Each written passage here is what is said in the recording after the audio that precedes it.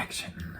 Welcome back to Savor at Home number 95. I'm Jerry. And I'm Robin from This Blog's Neat. Look at that. And Jerry now hosts this channel. Pretty much. Jerry, it's summer and something that I know we like to do, I feel like all of America likes to do when it's summer, is barbecue. Barbecue. Yeah. We're gonna taste some barbecue today. We are. Really? Heard of Traeger before? I have. What's Traeger? It's a smoker. What we're tasting is actually a collaboration from WhistlePig and Traeger. WhistlePig Smokestock. Whiskey and barbecue. That sounds fun. A match made in heaven. I think it will be fun. I want to give a shout out actually to our friend Jason, who gave me this bottle. Jason, fully love. I'm excited to try this. So what do you know about WhistlePig?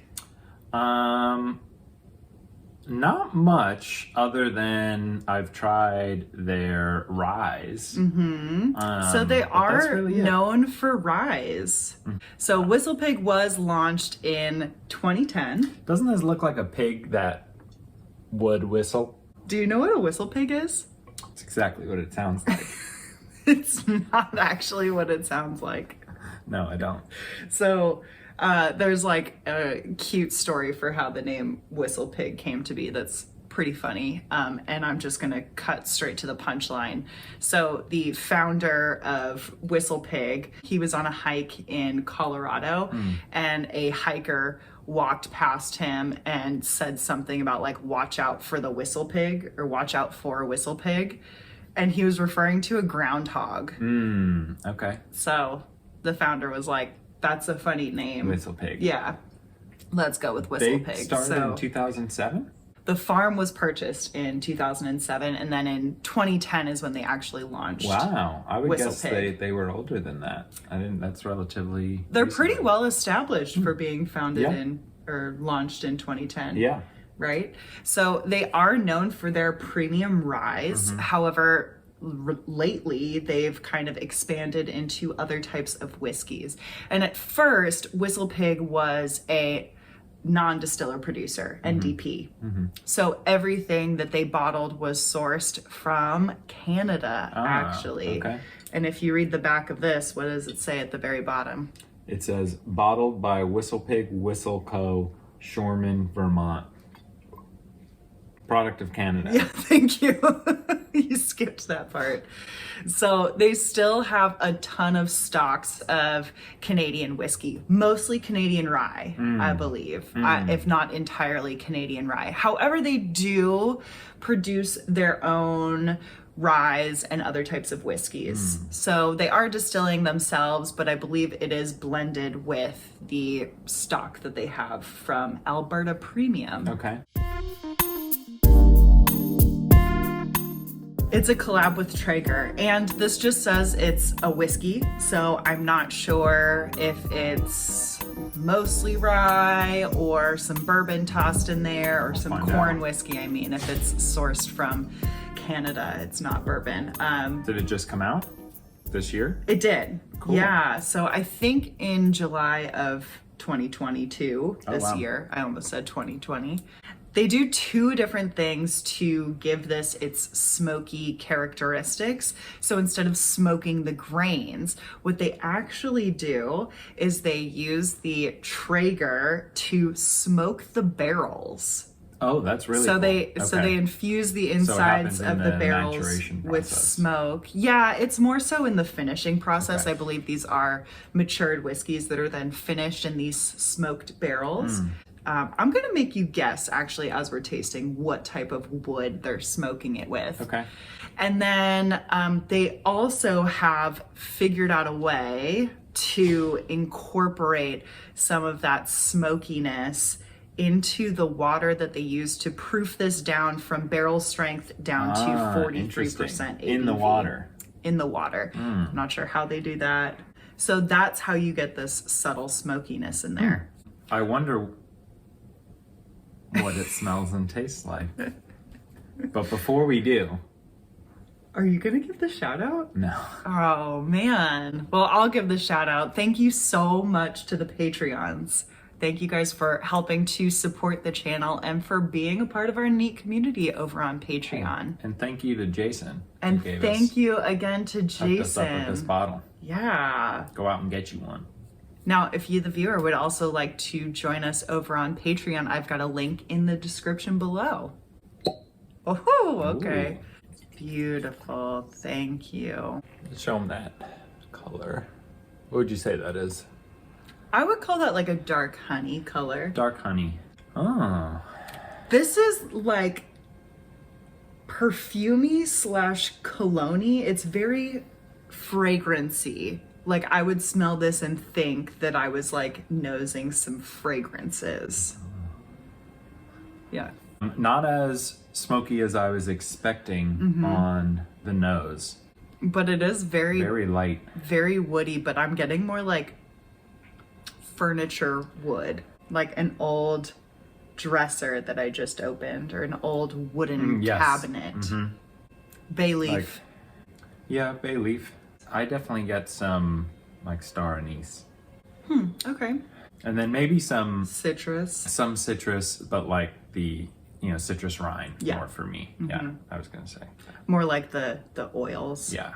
And then a little more of the smoke coming through a little bit as it sits. I'm not getting super phenolic on the nose. Like it's not smoky to me like a campfire No. or an auto body shop or anything like that. Like it's very light and more on the woody, sawdusty side of things. Yep, I agree. Yeah, you walked into a carpenter's warehouse and he had some Incense going. He had some fruit for lunch, He had fruit for lunch. but he didn't eat Or he peeled she. the fruit. She peeled the fruit Yeah. and left the rinds out and stepped on them a little bit. I definitely get a little bit now that I'm like digging into more the smokiness. It is like I walked into a little hippie shop that's lighting your classic incense. But light, nothing too overpowering. Perhaps some patchouli. Patchoulis. I'm gonna go in for a little taste-a-roni. That is straight up a barbecue. Barbecue chips in your mouth. Wow. Definitely different and bolder on the palate than the nose, which is nice, but tastes like I just took a handful of barbecue chips and ate them. Like unmistakably. Wow. And then when I go back to smell it, you can pick that up a little stronger. But See, I'd say for me, the palate kind of was consistent with the nose, maybe just a little bit more, yeah, like a barbecue chippy. but thing. very But now I've like walked into the hippie shop while eating barbecue chips, and there's still lots of incense going on, lots of old wooden cabinets and dressers and things. I'm getting some drying cinnamon in the finish. Not so much of the citrus on the palate. right. To me, they did a spot-on job of highlighting the Traeger. This is just, for me, pure barbecue on the palate. Really good. But not in a way that it's gonna fatigue your palate. Like an overly peated whiskey. It's still a little light. It's nice. But maybe, you know, you used to be a cigar smoker. Now you don't want to smoke anymore, but you still want to get that taste in your mouth. See, I don't see this as enough of a smokiness on the palate to be like, yeah, cigars. For me, it's more of like the light. It's very delicate for very delicate. something that is smoky, and I don't ever think of But cigars as The barbecue delicate. chips are there. Yeah. They're mesquite barbecue chips. They are mesquite barbecue chips. Is it smoked with mesquite chips? It is not smoked with mesquite. Yeah. What is it smoked with? Applewood. Yeah. But maybe the applewood is what gave it, you know, a little bit of the fruity flavors. Yeah. I like it. Like they, for me, hit right on the barbecue notes as opposed to smoky campfire or Smoky something whiskeys, different. yeah. Yeah, this is barbecue. Yeah. No, I think as a collab with Traeger, they really highlighted Traeger. Yeah. I would say that this is definitely something that I would be in the mood for when barbecuing, Yes. right? Yeah. Sipping on this pre-barbecue Perfect. is really good. I'd be interested to see how, like, while at a barbecue, how the flavors and aromas develop. Because as we've experienced, right, tasting peaty, smoky whiskeys, while there's smoky barbecue going on Right. at the same time, It's hard. you're kind of desensitized to the smokiness, and it allows more of the delicate, fruity aromas and flavors to come forward. So I'd be really interested how this holds up alongside a barbecue. So we've got to reach out to some of our friends with Traegers to see if Yeah, we'll bring we this can over come to the next over party. and Jason. sip on this. Yeah, Jason, later. we're gonna be over later. Fire up the Traeger. We'll be over to sip on this and see how it develops. Thanks for tuning in. Don't forget to like, subscribe, and hit that notification bell. And we'll see you next time for Savor at Home number 96. Go ahead. Welcome back. No, I thought you were gonna do this. Forgot. You always do this. Great. Oh, can you do that again and try to get a good pop for us? Straight up. Oh, that's better. I really hope that noise isn't gonna get picked up. Do you think they're gonna keep going? That's really annoying. Show them that color. Oh my god! I'll go shut that downstairs. What about comments? You never talk about the comments.